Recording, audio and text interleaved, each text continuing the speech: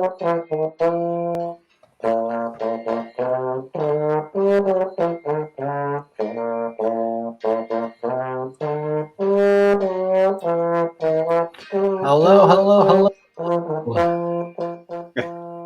Hey, good. Long time no see, Tyler. Happy New Week.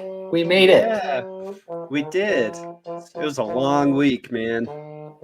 Glad that's over. You would not believe the number of hateful messages I've received from all of our listeners who were so mad that we left them hanging to learn about the translation of the Book of Mormon. You know, I don't think I would be surprised that we got a lot of hateful messages. That doesn't surprise me at all. But But don't worry, I left. I had to go back and look at what clothes I was wearing that day. I've got the same clothes on. I've got the same. Everything's identical to our last session. So I made sure that we are. This is going to be a seamless transition from one week to another. absolutely, why shouldn't it be? We're professionals, and we run a tight ship here. So, yeah, I definitely believe that. Awesome. Yeah. It's fun to get to do this with you. I'm enjoying every time we sit down together. This is great. Thank you. I'm enjoying it as well. It is a lot of fun. I did have a listener comment recently that our theme song, the first 5 or so notes of it, sound like the beginning of "I'm a Child of God," the well-known Mormon hymn. It sounds like some demented version of it. And then completely off. What our listeners don't know is that we went off probably for about 5 minutes discussing why that song was chosen and kind of a little bit of history of that song in a previous episode that nobody will ever have the benefit of listening to. Not the benefit, the pleasure of listening to, because Was that the one you didn't hit the? That was Is the that the one that I one? did not hit the record button. Oh man! So I was caught off guard because you mentioned that your memory of listening to it in high school, and I had no idea what you were talking about because I played that song in junior high. Yeah. And All right. So let's revisit it because I think it's worth revisiting. I think our listeners will appreciate this. Give them a little bit of a glimpse behind the curtain, so to speak. But yeah, I get more comments about that trombone solo than I do anything else. Any other contribution to this podcast. It wouldn't matter if I was here or not, as long as that trombone solo is in the podcast, because that's the only thing I hear back from people. Yeah, as it me relates too. to me. Nothing about our expertise. Nothing about your hosting skills. It's all. It's always like, what is that instrument, and what song is that? Where did it come from? Yeah, I think it's fantastic. Can you play at my wedding?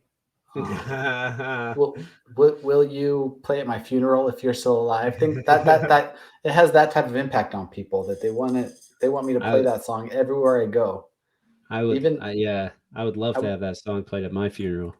I once played it in a restroom at a Subway up in DC, by request, because they just said, "Hey, I got to hear Sawmill Creek when I am in a restroom in DC." And lucky for them, you carry that trombone around with you wherever you always. go. Yeah. Well, now I do. I don't have a choice. It's kind of who I am. Don't you call it Boney? No, I do not.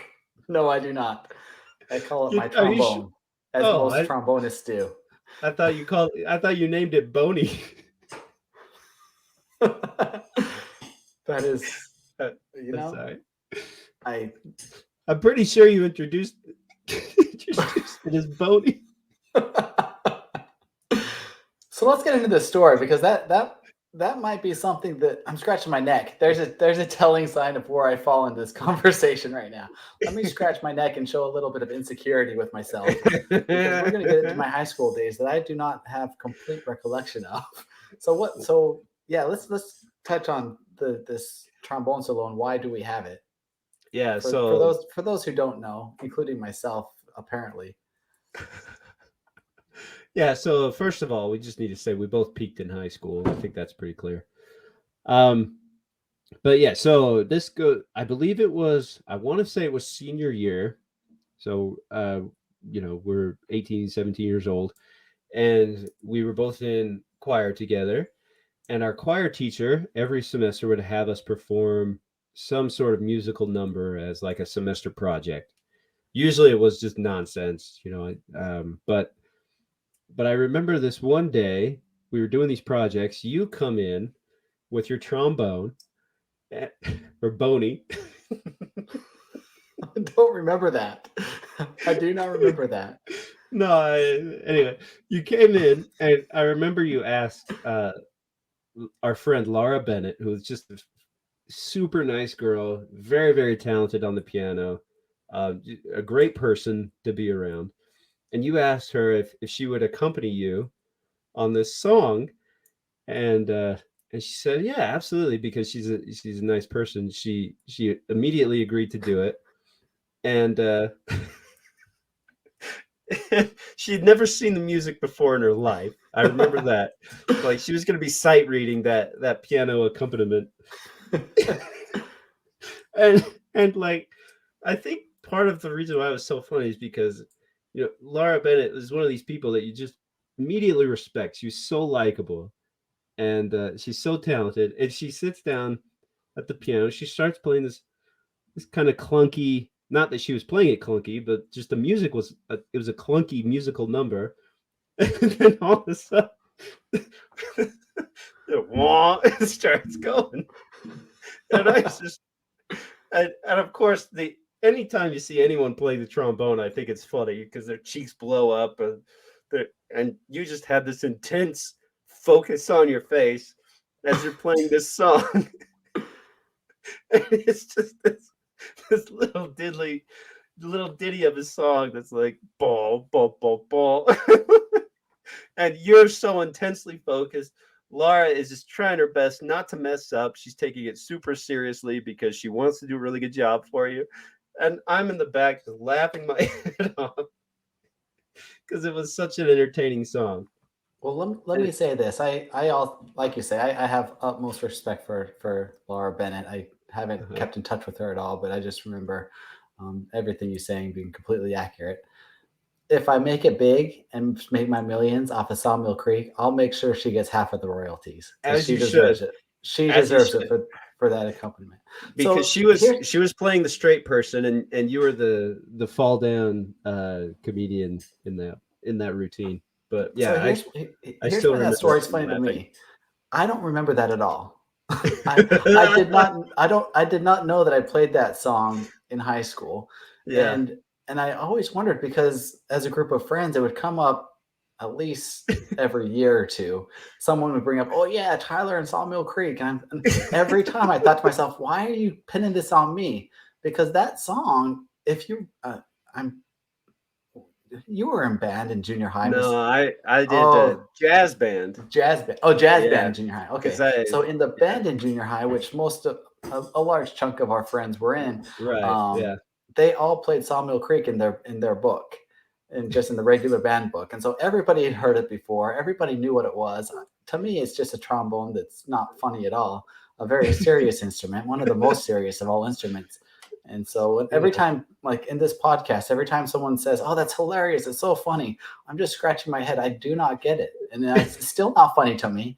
I think it's funny how much I slaughter the song. My lack of musical ability is somewhat comical, but the song itself, the instrument with that I play it with, is just it's beyond me. But people love it, so I'll embrace it, Yeah, and I'll make sure Laura gets half the money as it comes rolling in with my yeah. platinum albums and such.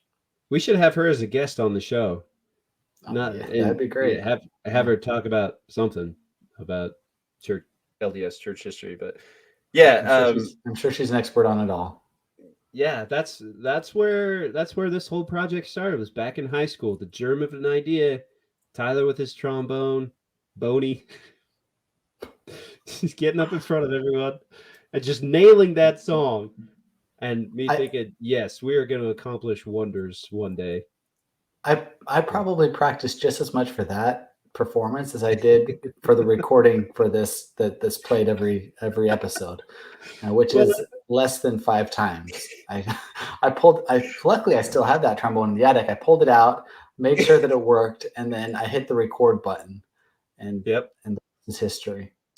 Yeah. So add that to the magic of the show is your hosting skills, your producing skills, and your musical abilities. And the rest of us, which would just be me, just riding your coattails. So At least we know our place in life. there you go. Yeah, Or I certainly know maybe mine. not, Yeah. maybe not in life, but we know our place in this podcast. Yeah. It should be with a stone rolling and with well I'm gonna get myself into trouble with Tyler's stone rolling or something like that along those lines. Get my name in the title and then we'll say and John's here too. And John's Yeah. here too. With a stone rolling with Tyler, John, and Boney. I wish we could go back and tell our listeners, please fast forward to 12 minutes and 52 seconds, because that's when we're actually going to start on this thing. Yeah, and we're too lazy to edit this, so I'm not going to anyway. know. Lazy / incompetent. I don't know how I would do that. So maybe I'll put it in the title. This is a high quality product we're producing here. Volume 2, Chapter 10. The title is Starts at 12 Minutes. Hey, John, how you doing? Welcome to our podcast. This is our last episode or chapter in Volume 2, which is the pre-organization of the church. So I'm excited to talk about this last episode with the translation. Yeah, me too. And if I'm completely honest, we're not doing this topic justice. There's been books, so many articles, conference papers, conferences in general about the topic of translation. And so we're going to try to talk about it in 45, 50 minutes, and we're definitely not going to do it justice. But I think it's a very fun topic. It's one that a lot of Mormons, LDS, Community of Christ Mormons, people within the Mormon umbrella have heard about, talked about, thought about. I don't know about you, Tyler, but I remember growing up seeing pictures of Joseph Smith leaning over a desk with the gold plates on them, like reading from them like they were a book. And then and remembering at the same time, like, but I'm not sure that's how it actually happened, because he had the Urim and Thummim, and those were supposed to be glasses, and so there's these depictions of it that don't necessarily agree with the narrative. And then I feel like recently, in the last decade or so, people have tried to be a little bit more honest with the actual process, or at least try to get to the bottom of how it actually worked. There's that infamous South Park episode that a lot of people love, and also a lot of people hate it, that depicts, for lack of a better term, somewhat accurately, how the translation process was done. I might push back. Uh-huh. I guess I don't know how accurate it is, but I would in no way endorse it by any means. Yeah. It doesn't fit. It doesn't fit the core primary values of this podcast. The first of which being respectful. I think it very much misses the point on that. But the point is, like, the way they depict it is Joseph looking into a hat, right? That part they got right. Yeah, I believe that part they got. Yeah. Yeah, and that's the first time I think a lot of people in our generation first heard of that. That Joseph wasn't reading it like it was a book, but he was actually looking into a hat. Because that doesn't agree with both the artistic representations, nor does it agree with the idea that he was using the Urim and Thummim, as which were supposed to be spectacles. But anyway, I digress. We'll leave South Park where it's at. Again, this is a huge topic. We could talk about it for a long time, but we'll just cover some basics here, and maybe we'll come back to it in the future. Who knows? At risk of losing everybody, are we going to talk about anything that's not already been pretty well explained in, say, the gospel topic essays or just mainstream 2020s discussions about translation? So yeah, I have not done any primary research on this. Okay. I haven't dove into the archives or done my own research to try to come up with something new. This is all stuff that's been written down before. All right. So people waited an entire week and 12 minutes, 16 minutes now, for something they might have already heard. Yeah. All right. Fair enough. Fair enough. Well, what do you want me to do? Do you want me to go down to Salt Lake and dive into the archives? I want you to tell me what you think is important about this. And that's where we are. That's what this is all about. What is? Yeah, that's what I thought. Yeah. So yeah, no, I did do some research and preparation for this. So hopefully we all learn something new, and it's a fun episode. But question number 2: are we going to delve into criticisms of the Book of Mormon, such as, I mean, I don't know if any of those are contemporary, though. They may or may not be. If there's contemporary criticisms, that's what I'd be interested in knowing. But are we going to delve into whether it be truth claims or anachronisms, or I don't know how long the list is. Is that something that we're going to touch on in this podcast? When you say criticisms, do you mean like criticism of the narrative or the historicity or of Joseph's story? Yeah. Okay. Yeah. Well, I think my idea is that I have an episode in mind. This is a slight teaser where down the road where we talk about anti-Mormon stuff that came out in the 1830s. Okay. And that we'll go into it a little bit more heavily then. But yeah, absolutely. In this episode, I think we should talk about, not everyone took this at face value.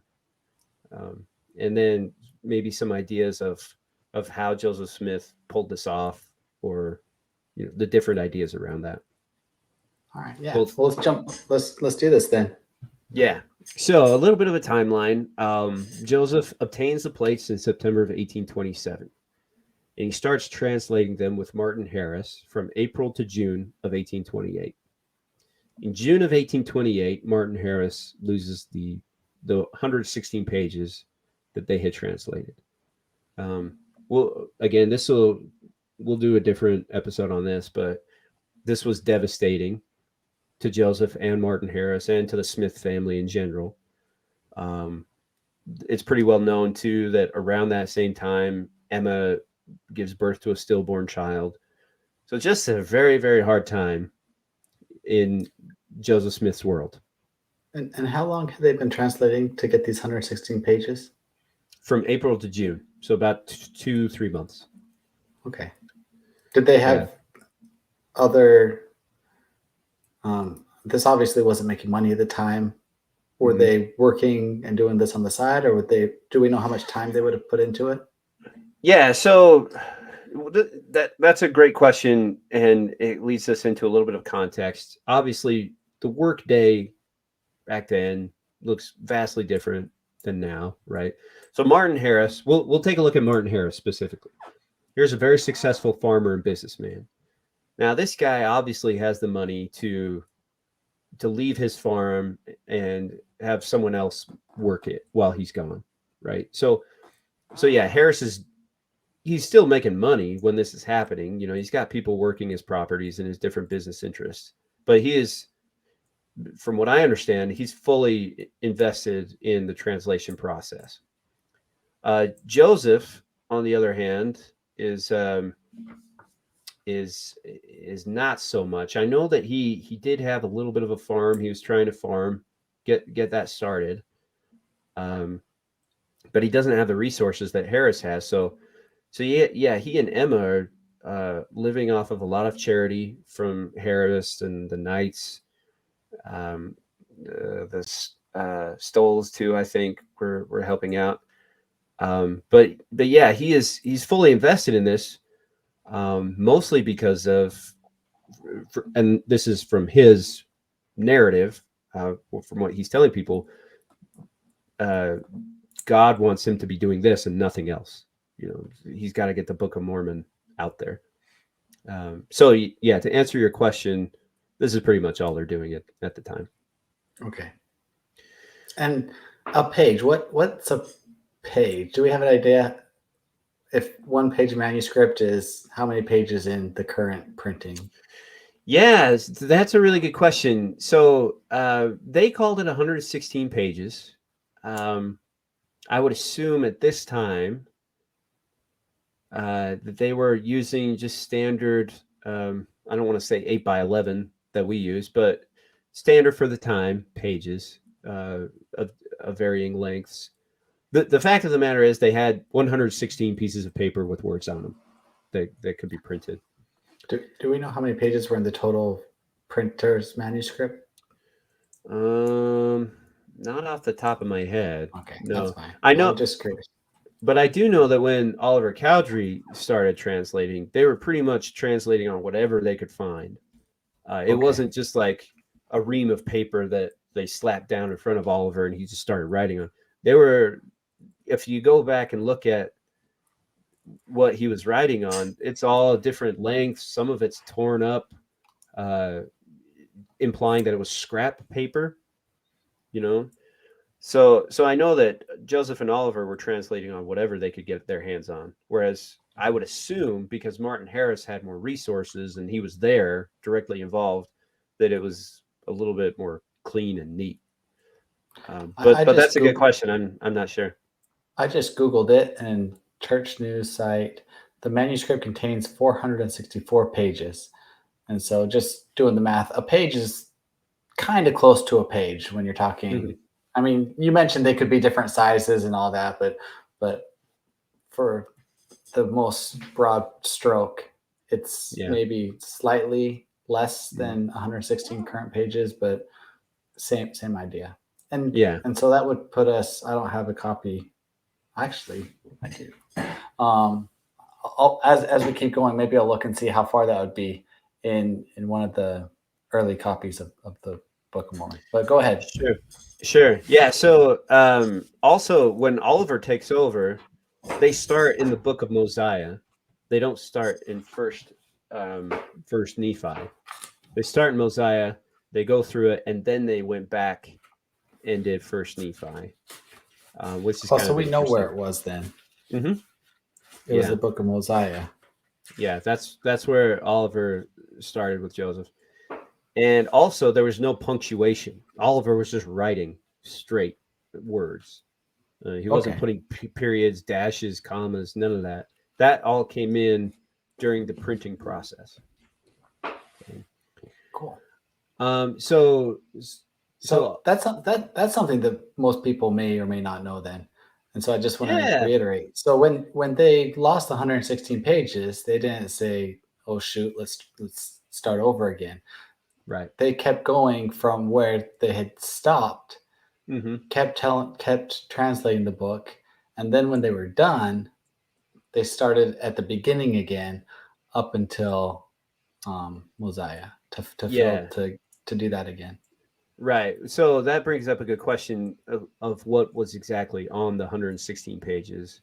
And we obviously know that what was on the 116 pages is not in the present Book of Mormon, right? Right. So going back into Nephi, that's something that was added later. So that's kind of an interesting tidbit, maybe an interesting question about the translation. Maybe I should know this better, but the 116 pages was the Book of Lehi. Is that right? That's the common narrative, is that it was sort of Lehi's record. Mm-hmm. And that ends at Mosiah? Well, that's where we know they picked up. Is where that's where the translation began. Doesn't necessarily mean that they had already translated the book of the Nephi's books and I, Jacob I and all that. I guess the question that comes to mind then is the book of Nephi, which we currently have in the Book of Mormon. Hmm. Obviously, okay, maybe I'm just answering my own question. We have First Nephi, we have Second Nephi, and then we have these other books, Hmm. Jerem, Omni. I don't know which Jacob, other one. yeah. Jacob. Do we know if those books were also in the lost 116 pages, or was that part of the Lehi's account, or was it not Hmm. part of Lehi's account and it's part of Nephi's account? Yeah. So Because we Lehi, I don't think Lehi would make it to Omni. That wouldn't make sense because he dies in the right. middle of Second Nephi, I think, or something, or maybe not that Yep. early. Jacob, I don't know where he dies, but he does die eventually, Well, as he's not most do. around now. Yeah, As as most most do. do.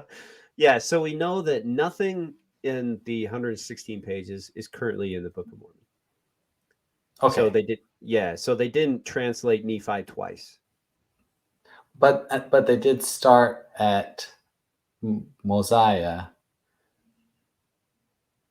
Correct. which means they didn't. They would have gone. Maybe that's where I'm getting confused. They would have gone straight from Lehi into Mosiah, and Yeah. instead they went First Nephi, Second Nephi, Jacob. You mentioned some Omni, Jerem Hmm. one.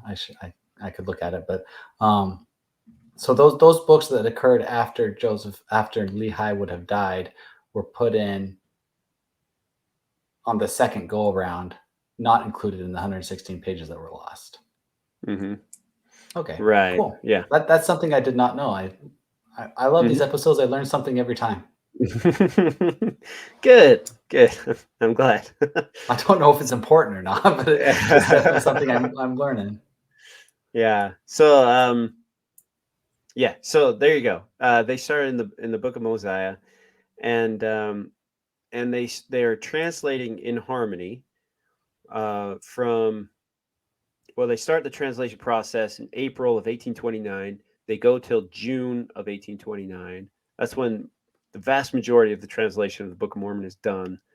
Sometime in June, they move into the Whitmer farm to finish the translation, basically so that the Whitmers could take care of them and help them out. Because goes back to your question earlier, like what were they doing while they were translating? Were they working and whatnot? And Joseph and Oliver, for whatever reason, felt like they couldn't work while they were doing this. This was their, they considered it to be something that they had to dedicate themselves completely to. And so the Whitmers, who were early supporters, jumped in and said, "Come stay with us. We'll take care of you while you finish this work." So there's a little bit of the timeline. Again, they finish in April of 1829. After that, they start negotiating with different presses around the New York area. E.B. Grandin eventually decides to do it. He's in Palmyra, which is great for them because he's close by. And the Book of Mormon is eventually published in March of 1830. And the Joseph Smith's church is formally organized in April of 1830. Any April questions on any 6th, of right? that? April 6th. Yep. Yeah. Um, So it's quite a process. Like it takes a long time, obviously, from the time he gets the plates, 1827, to the time when the book is actually published. It's a good almost 3 years. So time must be relative. That doesn't sound like a long time anymore to me. all right, maybe it's not. I don't know. I don't I don't know. It Seems like a took it long took time to me. But I guess it took us a lot less than that to get this thing off and going. that's just because you're a genius, Tyler. I yeah, Yeah. So no way around it. I guess can't argue yeah. that. All right. So let's talk a little bit about the actual process. Um, Now, again, this has been the actual process of the translation has been somewhat I would say, controversial in the last decade or so. Because again, a lot of people in the church grow up thinking that it was done one way, and then they find out it was done another. But according to the sources that we have, and there's a few of them, well, we'll jump into it. The first one comes from Joseph Knight, and he wrote this in 1883. Or no, I'm sorry, he didn't write this in 1883. This was written down in 1883, but he wrote this sometime, we think, in 1833. Okay. And Joseph Knight was never there during the translation process. This is what he heard, right? So it says, now the way he translated was he put the Urim and Thummim into his hat and darkened his eyes. Then he would take a sentence and it would appear in bright Roman letters.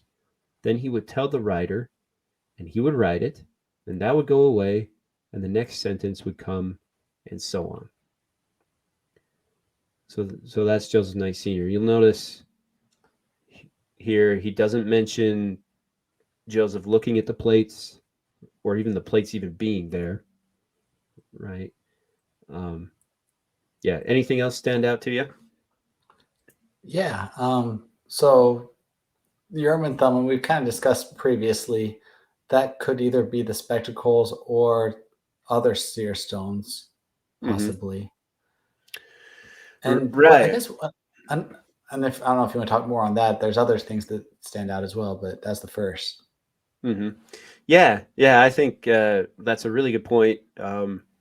There does seem to be some discrepancy between in these narratives, these sources from 1830s. They seem to use the term seer stone and Urim and Thummim almost interchangeably. In fact, I think we're going to get into it, so maybe I won't say anything yet. But anyway, Okay. the terms are used interchangeably, it seems. Before I get into this too much, I again, my memory is sometimes unreliable, but I tend to remember hearing that the only words that Joseph Smith ever said about this process is that he translated by the gift and power of God. Is that correct? That's Can you correct. can Yeah, confirm that? Okay. yeah, So Joseph Smith left it at that, and I think that's worth noting, to say the least. yeah, obviously he got asked about it a lot, but that's basically all he ever said about it. Okay. Um, Cool. Going yeah. on with Joseph Knight Senior's then. The next thing I saw, I mean, obviously there's the hat that if this is news to anybody that Joseph Smith used stones and a hat to translate, then um, I would advise you to go read some church history published in the last 10 years, because like you say, it just wasn't taught like this when I was growing up. And I think that it's worth, if it's something that's, maybe you don't care to go read it. I don't care. But if you're interested in this, and this is the first you're hearing, this is something that's very kind of widely publicized across all interested parties, Yep. including videos of President Nelson holding a hat and displaying. Is that displaying how it was done? I believe seeing that. I recall seeing that. I don't know if you've seen that. You look surprised, but Yeah, I don't think I've seen that video, but so that's so pretty funny. I I'll won't look get into it the up. hat, but that was that was groundbreaking to become mainstream faithful perspective how it was done. That's something that's come up and now very well discussed. So I don't have any more to add to that.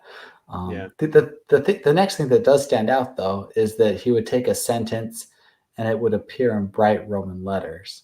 So I don't think there's much discussion if Joseph Smith knew Egyptian. And according to this, he's reading it in, I presume, in English with the. Do we have a Roman alphabet? Is that what we use? Yeah, What's Roman okay? numerals. Yeah, or Roman. I don't know. Yeah, I mean, A B C D E F G is Roman. well, That's what I'm. Romans Versus a use the Latin alphabet. What we use is called the what was it? Greek. Aramaic. Aramaic. That sounds familiar. So, Yeah, do this you is think here that they embarrassing. meant? I don't know. I'm not a. It doesn't matter. Do you think here that he's saying that it was written in English, basically?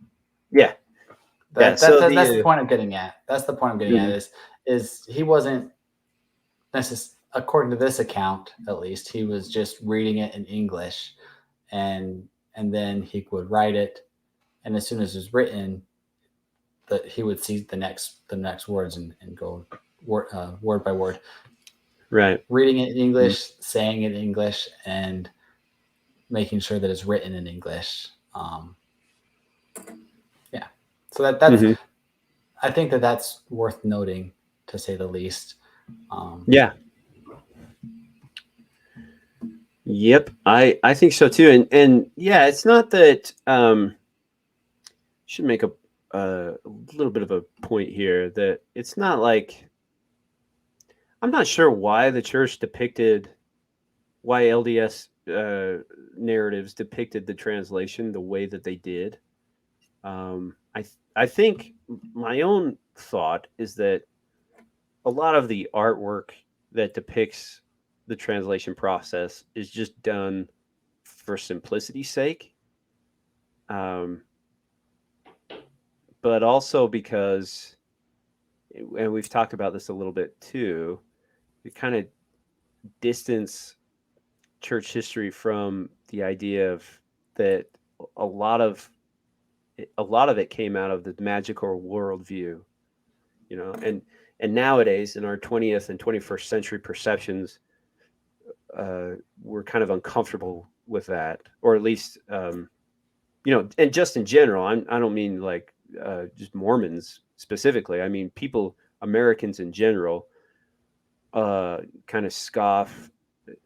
At the least, they scoff at it. And on the other end, they think it's straight up satanic. So but again, I'm not sure why they depicted it the way that they did, or that they shied away from the process. But I do think that um, I kind of forget what my point was with this, but I do think I, that there's been articles about it. It's not like it wasn't known. It just wasn't really publicized or talked about. Like one article I found, let me see when it was published. I think it was published in the 80s by two BYU professors, that talks about the actual process. Let me see if I can get the publication date. Yeah, it would have been in the 80s. yeah, But yeah, I'm not sure why it wasn't highlighted more. I think it is because of just those two reasons, both from simplicity and also just trying to just being uncomfortable with the magic element of it. yeah. I'm not here to speculate, but sometimes I do wonder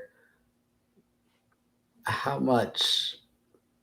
I mean, even the people who drew those art depictions and those that approved it, how much they really knew. Because generally speaking, Yeah.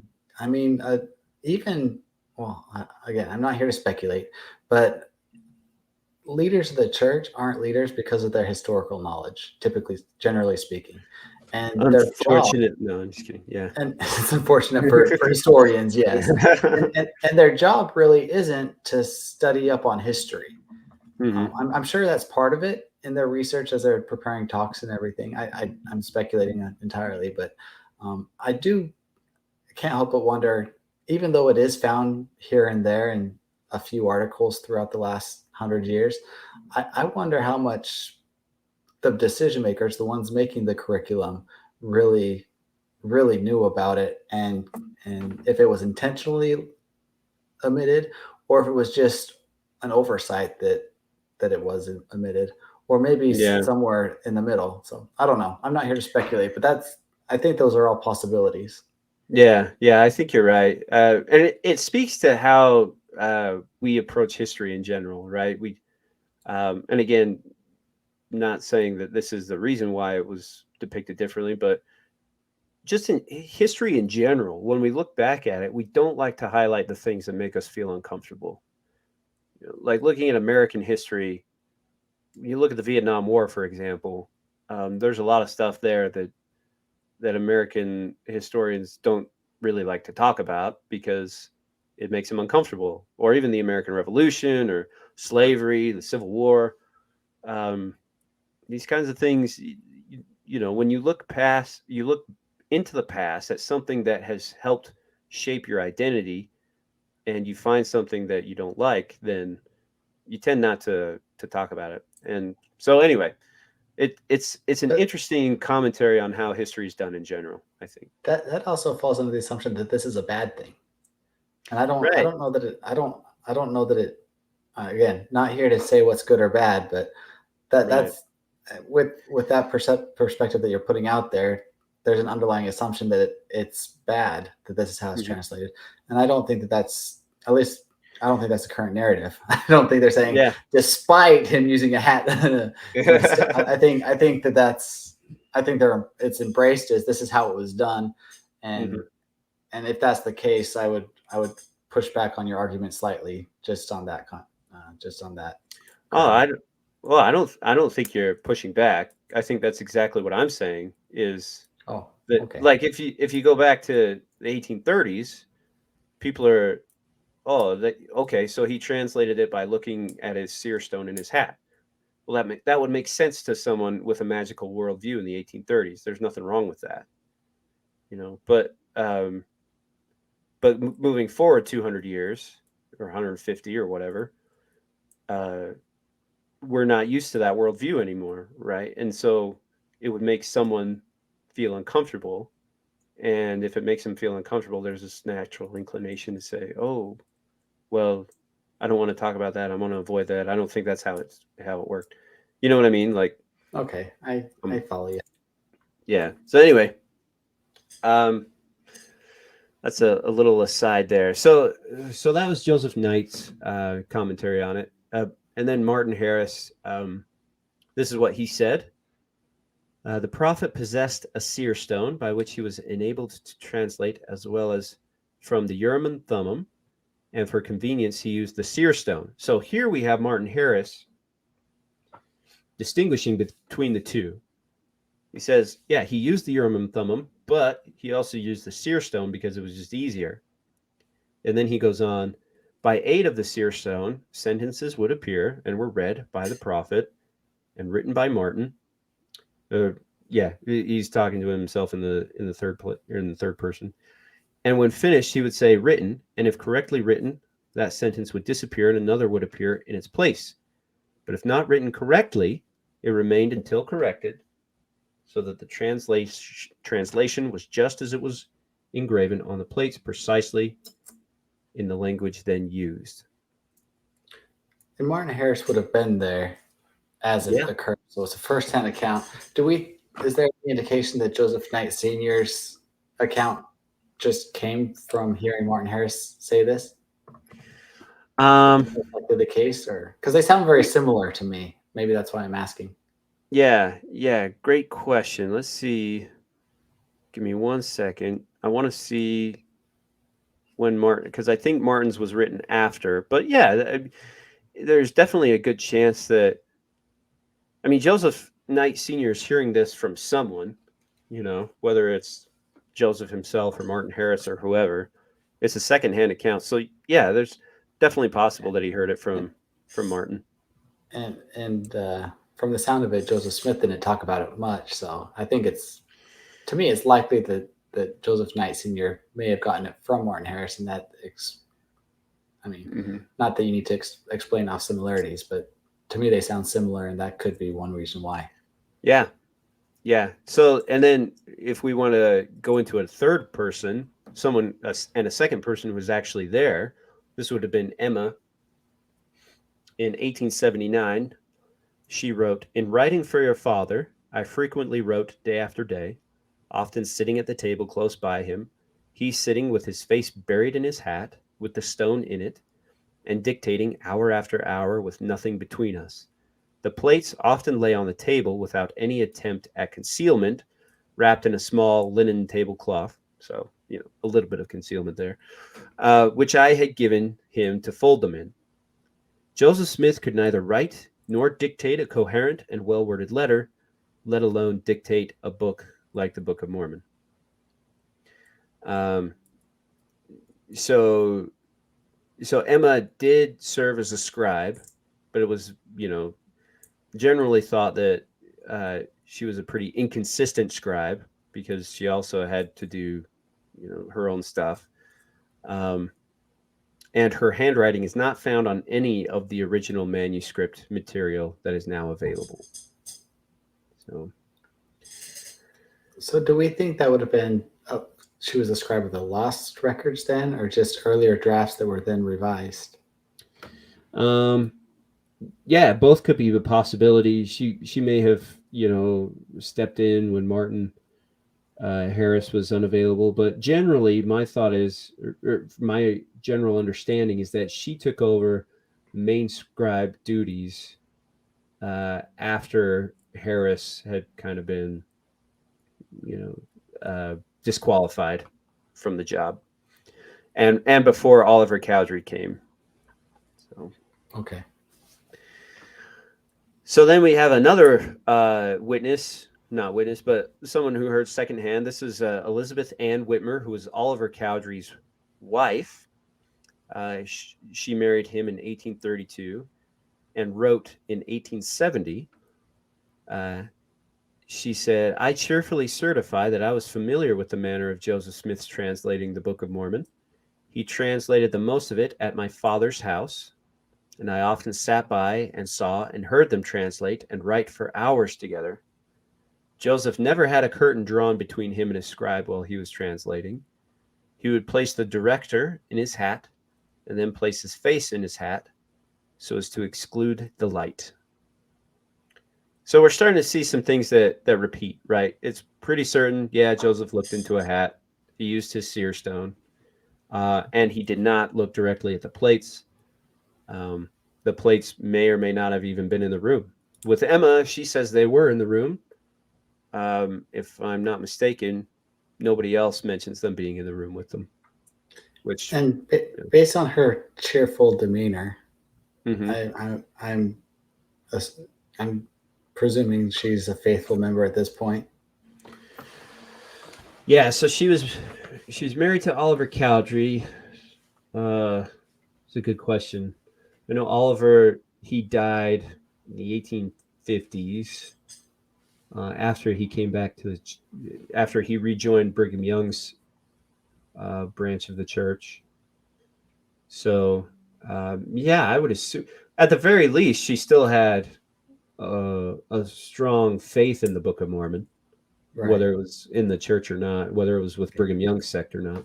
So okay, I just that stood out to me. I cheerfully certify. Yeah, and it makes me not question motive, but just wonder if I'm to tell you something that I knew. I don't know if I'd put an adjective of whether it's positive or negative on it. If it's just to certify that something was true, but that could. Am I reading too much into that, or is that how they talked back then? No, I mean, I would, if I were to put myself in her shoes, which is again problematic because she lived over 100 years before I did, and she's a woman, and all those other things. If someone were to maybe question something that I regarded to be true, then I'd be inclined to enthusiastically endorse whatever fact I regarded to be true. Okay, that's fair. So, but yeah, I don't know, maybe. David Whitmer is one of the three witnesses. "I will now give you a description of the manner in which the Book of Mormon was translated. Joseph Smith would put the seer stone into a hat and put his face in the hat, drawing it closely around his face to exclude the light, and in the darkness the spiritual light would shine. A piece of something resembling parchment would appear, and on that appeared the writing. One character at a time would appear, and under it was the interpretation in English. Brother Joseph would read off the English to Oliver Cowdery, who was his principal scribe, and when it was written down and repeated by Brother Joseph to see if it was correct, then it would disappear, and another character with the interpretation would appear. Thus, the Book of Mormon was translated by the gift and power of God and not by any power of man. So these all seem pretty similar then, right? Mm-hmm. Yeah, Okay. yeah, I would think the so. difference is this one, David Whitmer actually has the character as would be found on the gold plates, whereas the other ones don't mention that. But all in all, it's a very similar process Mm-hmm. by people who would probably at this point have discussed it within amongst each other for some time before these were written down. Yeah. Okay. Yeah. So the one commonality that we've seen so far, though, is that these are all people who, at one point or another, were dedicated to Joseph Smith, dedicated followers of Joseph Smith. And so with that comes maybe a slight, agenda. If I'm being generous here, they definitely want something to be portrayed the way that they want it to be portrayed, which is totally fair. We all have that. We all have our biases. We all want to portray a certain image or message. So let's look at some of the people who weren't necessarily friendly or dedicated to Joseph Smith. The first is from Isaac Hale. Oh, go ahead. Before we get into it, I got to ask the question: how in the world would they know? If they're not friendly to Joseph Smith, you're definitely not in the room where it's occurring. Right. Like, why do we care what they're saying about how these were translated if they most definitely were not there and probably have no firsthand knowledge anyway? I mean, Are you asking? Maybe once we read what they say, that'll answer my question. Yeah. But is that a fair question, or will it be answered as we read their? No, it is. It is a very fair question, but at the same time, when you see who is giving the account, then it does give them some authority. So, for example, the first one that we're looking at is Isaac Hale, who is Emma's father, and a lot of the translation took place on his property. So it's very, very possible that he could have been in at least the same house at the time the translation was happening. Or maybe reading a newspaper at the door. Yeah, yep. Pulling a Joseph Smith Sr., doing a little reconnaissance work. So this is Isaac. He wrote this in 1834. He said, the manner in which he, Joseph Smith, pretended to read and interpret was the same as when he looked for money diggers with a stone in his hat and his hat over his face, while the book of plates were at the same time hid in the woods. So there we have a little bit more information. Still looking in the hat, still using the stone. But this time he's putting the plates out of the entire building. Well, also, what the information this adds to me is that he, and you may, I don't know if we covered this or not, that he used the stone and hat for treasure digging. Right. We haven't really, we did cover that in those episodes, but this is where where that connection is deliberately made, saying this is the same process that he used for treasure digging. Yep. And there's a few accounts that corroborate that. Like I know the Martin Harris one where Joseph has a seer stone. He looks into his hat and finds Harris's toothpick by looking into his hat, and looking at the stone in the hat. Yeah, I think we discussed that one. We did. Well. Yeah. So another not necessarily friendly source to Joseph comes from Emma's brother-in-law. Again, this is someone who was around, may have heard how the process worked from Joseph or Emma. He wrote in 1879, when Joseph was translating the Book of Mormon, Morse himself had the occasion to more than once go into his immediate presence and saw him engaged at his work of translation. So this guy claims to have actually seen it happening. The mode of procedure... You mentioned this is Michael Morse, not to be confused with Michael Moore. Right. Different people. Morse spelled differently. Well, differently pronounced differently, spelled differently. I'm Yes. sorry, that was awful. I'm sorry, that was awful. Thank Go you ahead. for once again bringing everything to a screeching halt, Tyler. But no, yeah, it's not Michael Moore. It's Michael Morse. So he said the mode of procedure consisted in Joseph's placing the seer stone in the crown of the hat, then putting his face into the hat so as to entirely cover his face, resting his elbows on his knees, and then dictating word after word while the scribes, Emma, John Whitmer, Oliver Cowdery, or some other wrote it down. So, slight note here. There's no other source that confirms that John Whitmer ever translated for Joseph. I know that they lived in John Whitmer's home, but Michael Morse here, I think, is just rattling off names. So, and he probably would have not seen it when they were at Whitmer's house, rather down at the hills. exactly. Yep. So. Yeah, I think that's a safe assumption as well. But I mean, all in all, when I read across all 5 or 6 of these, I get the same big picture what's going on. It's not. Yeah. It's not. There may be details that are different, but all in all, I think they all are telling the same story. Yeah, it is. I would say slightly remarkable that they all match up, considering that this isn't traditionally how we in the 21st century think of a translation process, So slightly remarkable from our perspective, I guess I should clarify. You mentioned in our 21st century purview, seer stones was a thing back then. Was translating with supernatural powers, miraculous powers, was that a thing back then? Yeah. I can't give any specific examples. So Joseph Smith is obviously the most well-known example. Some other examples come after him, specifically in the within the Mormon tradition. A lot of people, especially after his death, and during his life, would claim to have this same power. I think there's even a section in Doctrine and Covenants where it talks about one of his followers obtaining a stone and being able to translate, or at least have visions in it. Maybe not translate, but there were people who came after and also during Joseph's time who claimed to have ancient records and also the ability to translate those records. Before that, is James Strang one of those people? Yes. Yeah. James Strang is. I just so not being a historian, I just came across him in the recent months.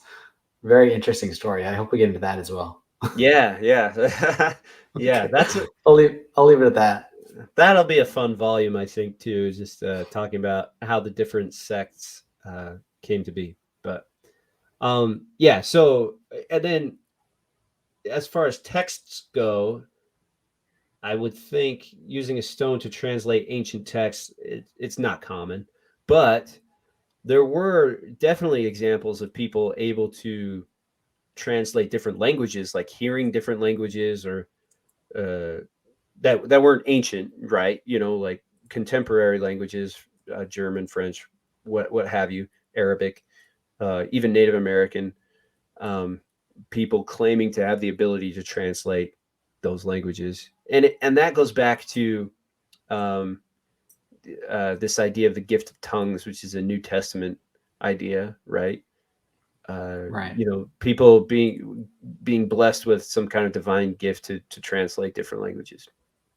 And that was, I don't want to say very common, but that was definitely present in early Mormonism, the gift of tongues and speaking in what I would, if I were observing from, say I had a camera and watching it take incoherent languages but everybody understanding what's being said. Yeah. That's slightly different than what you're referring to with translation, but I think it falls under the larger gift of tongues category. Yeah, I think you're right. Yeah. So the gift of tongues, current Mormons usually think of the gift of tongues as, being able to pick up a foreign language pretty quickly, right? But back then, during Joseph Smith's time, the gift of tongues was being able to speak in a language that no one else would have known except those who are also endowed with that divine gift of. And a lot of times they would claim it was, the language that Adam spoke, the Adamic tongue, the Adamic language. So it wasn't necessarily a foreign language, right? It was more of just some ancient unknown language. People would just start, saying these things, and claiming that it was, an ancient tongue or a divine tongue or whatever. So Cool. yeah. So maybe we could talk a little bit about the Urim and Thummim, and then call it good. But you'll notice that the only person, I think, maybe there were two. Yeah, Joseph Knight and Martin Harris were really the only two who refer to the Urim and Thummim, right? And the interesting thing is, there's not really mention of the Urim and Thummim after the loss of the 116 pages. In terms of the translation process, nobody really mentions that it was used after that. And there's also, like we've talked about, the plates aren't present. He looks into his hat. So the Urim and Thummim is traditionally referred to as interpreters. I think they use the term in the Book of Mormon itself. They bring up the term Urim and Thummim. But as far as I know, and I think most historians agree with this, that the first time that it was used in Mormon vernacular was from W. Phelps in 1833. When he's talking about the Book of Mormon, he says, "It was translated by the gift and power of God by an unlearned man through the aid of a pair of interpreters or spectacles, known perhaps in ancient days as teraphim or Urim and Thummim." So this is W. Phelps making the connection between the spectacles that Joseph and others typically referred to as the translators or the spectacles, the interpreters. This is W. Phelps. I want to say this is the first time that they're connecting the Urim and Thummim to something more ancient, a more ancient tool that prophets may have used. So out of that, then there's a theory that because Joseph he mostly used his seer stone. There's a theory that he lost the Urim and Thummim after he lost the 116 pages. I think most people are familiar with what happened there. Most of our listeners, anyway. That Martin Harris and Joseph, they translate those 116 pages. Martin Harris loses those 116 pages. Joseph, as a result, loses his ability and responsibility to translate the gold plates. And the narrative goes that during that time, he didn't even have the plates in his possession. He had to go through a time of repentance before he could get them back. And so some have speculated that during that time, the Urim and Thummim was taken away and then just not given back. And some of this comes from David Whitmer, who said, "The Lord took from the prophet the Urim and Thummim and otherwise expressed his condemnation. By fervent prayer and by otherwise humbling himself, the prophet, however, again found favor and was presented with a strange oval-shaped chocolate-colored stone about the size of an egg, only more flat, which it was promised should serve the same purpose as the missing Urim and Thummim. With this stone, all of the present Book of Mormon was translated." So David Whitmer at least believes that the Urim and Thummim was taken by Moroni and not given back. He does say that Joseph was presented with that stone instead.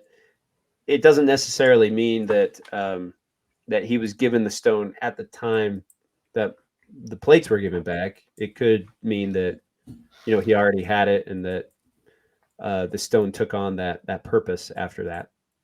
But we've talked about that stone before. So. Yes, and that's why I found this interesting. It said again found in favor and was presented with a strange oval-shaped chocolate-colored stone. Mm-hmm. that would have to be different than the one that he found in a well with right? Or could that be the same stone that? Yeah, maybe I'm reading between the lines too much or speculating too much or whatever. But to me, it doesn't necessarily mean that he was given this stone when the plates were returned. To me, Okay. it could mean that the stone took on another purpose, but that's just a possibility, right? I'm Okay. not saying I'm buying into that. I'm just saying it's a possibility. But What I based on this description, I think it's pretty easy to perceive this could be the same stone that is all over as Joseph Smith's seer stone, oval Yeah. shaped, egg sized with flat, Mhm. chocolate colored. Anyway, Yeah. so I think if I'm inclined to think that this is David Whitmer maybe either getting the timeline confused or making the narrative more simple, you know. okay, You know what I mean? yeah, It, because what I mean again, how I read it is the least important of any interpretation, but the way I read it is that the Urim Thumb was taken from him, and then by fervent prayer, he was presented with this new seer stone to replace it. But yeah. I could interpret that differently. Yeah. No, I think that's a fair interpretation. But I do think either Whitmer is either confused with the timeline or he's just simplifying the story. Okay. Then I think this is also from David Whitmer. In 1855, he said he used a stone called a seer's stone, the interpreters having been taken away from him because of transgression. The interpreters were taken from Joseph after he allowed Martin Harris to carry away the 116 pages of, well, that's a typo, of the Book of Mormon as a punishment, but he was allowed to go on and translate by the use of a seer's stone. So, Okay.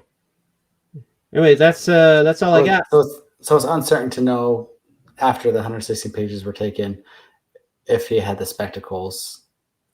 Is basically the point of that. Yeah. Cool. Yeah, it's interesting because most of the accounts refer to him using the seer stone to translate the gold plates. But there's also clear evidence, like Lucy, Joseph's mother, talks about feeling the Urim and Thummim as a pair of spectacles as they're wrapped up in a handkerchief. So there's a lot going on there, and it's a little bit muddled, I think, too, especially when people are substituting Urim and Thummim with seer stone. But yeah, that's kind of what we have right now, and it's pretty interesting. Cool. Well, thanks, John. This is great. Hope you learned Oh, something. look. Yeah, I did. Looks like the recording didn't work though. Maybe I forgot to hit record again.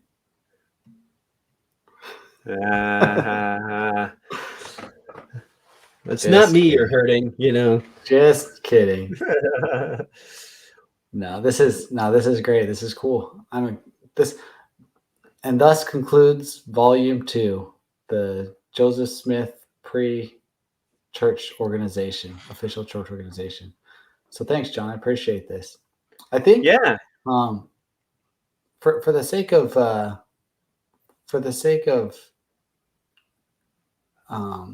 appealing to my disdain of asking for money, I think the end of a volume is a good time to do it.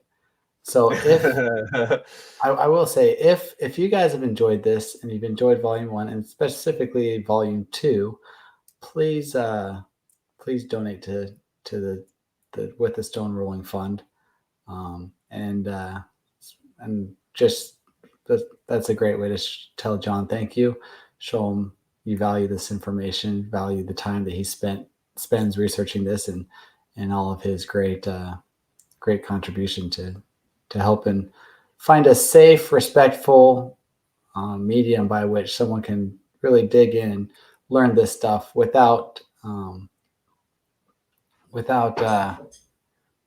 trying to I don't want to say judge the other side, but really that's what I'm thinking, without Yeah. trying to tear down the other side of the argument. I really do appreciate John's ability to kind of state it the way he sees it, but still being respectful to all the listen.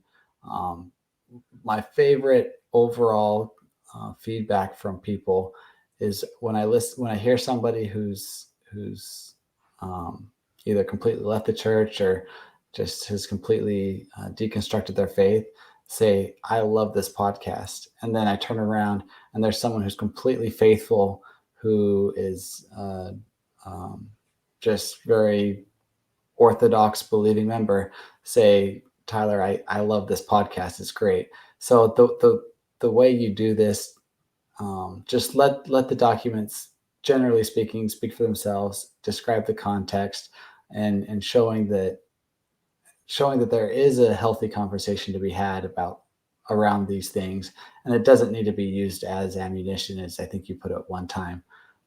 It's just, this is what we know, and it doesn't need to be used to um, to prove other people wrong. It's Yeah. just, this is what we know. So I appreciate you doing it that way. If you're with me, please, I encourage you to go to withthestonerolling.org and donate to John and express that appreciation. Yeah. Well, Or we certainly don't do it for the donations. We do it for fun, and like Tyler said, it's we saw a missing space and we're trying to fill it. Not a missing space. We saw a space and we're trying to fill it. Um, definitely don't definitely want to do this with respect, and not just to our audience, but also to the historical people that we're talking about, right? Because again, we don't understand what they were going through. We don't understand that world very well. The I think the greatest thing that history teaches us is empathy, right? Because especially when we're honest in saying that we don't know what they were going through, and history is at its best not so much through uh, providing us with fun talking points. It's at its best when it teaches us how to be more human, and it's at its worst when it gives us ammunition for tearing other people down. Um, and so, anyway, that's sort of the my goal with this. Our goal with this is just to have fun and to be somewhat objective and to bring to light some of these sources that maybe a lot of our listeners haven't heard of before. awesome. Well said. Thank you. Cool. Well, thank you, everybody. Anything Yeah. else, John? You get the final word. Again, just subscribe on YouTube, follow us on Instagram, subscribe on wherever you get your fine podcasts. But yeah, this has been great. Thanks, Tyler.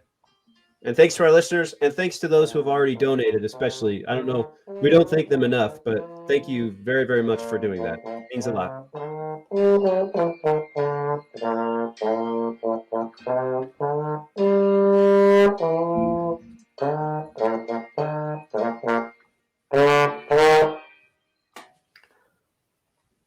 Another Tyler fail. I hit pause last time, so we just finished off where I ended the first time.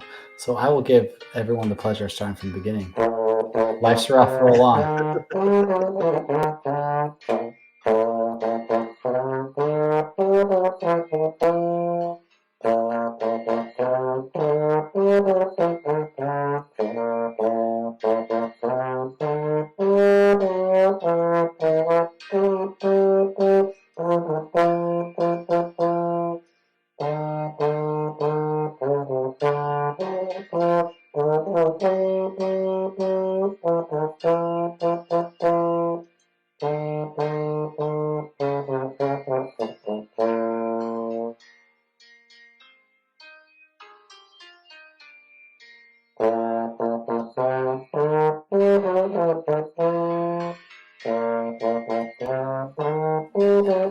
No, John, we need to get Laura Bennett on this to accompany me for the podcast. Yeah, get a live That's performance. my goal for that's my New Year's resolution for 2024. We could definitely do that. I text Braden all the time. So All right. I know he's listened to a few episodes too. Awesome. Well, Yeah. hello, Laura. I know we haven't kept in touch, but I wish you all the best. Goodbye.